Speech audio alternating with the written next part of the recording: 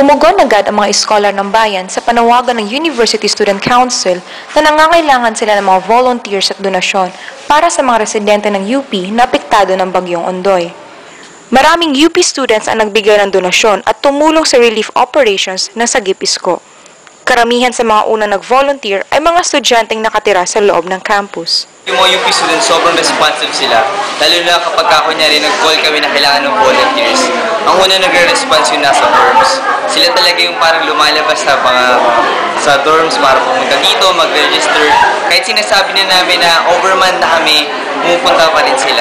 Dito sa Church of the Risen Lord, sama-samang nirepack ng mga volunteers ang mga donasyon na tanggap, tulad ng mga pagkain, damit, at mga gamot. Di man kasing tindi ng baha sa Marikina at sa ibang parte ng Metro Manila ang naranasan ng mga residente dito sa UP, marami pa rin mga pamilya ang naapektuhan at humihingi ng agarang tulong. Areas po naman naapektuhan is Village C, Daan Tubo, si Garcia, Malinis, Palaris, Dagohoy, Ribis at saka Village A. More or less, ang aming estimate is 600 families. Isa nga sa mga lugar na binaha ay ang Village C na malapit sa College of Fine Arts. Ayon sa mga residente roon, alas 8 pa ng umaga noong Sabado, nagsimula na ang pagbaha sa kanilang lugar. Ano ng tubig pa unti-unti na hanggang sa tumataas na. Tumataas na yung tubig dun sa may kanal. Opo. Tapos hanggang sa umapaw na siya hanggang sa lumaki ng lumaki. Si Aling Lourdes nga na kagagaling lamang sa sakit ay kinailangan pang ilikas dahil sa tindi ng lamig.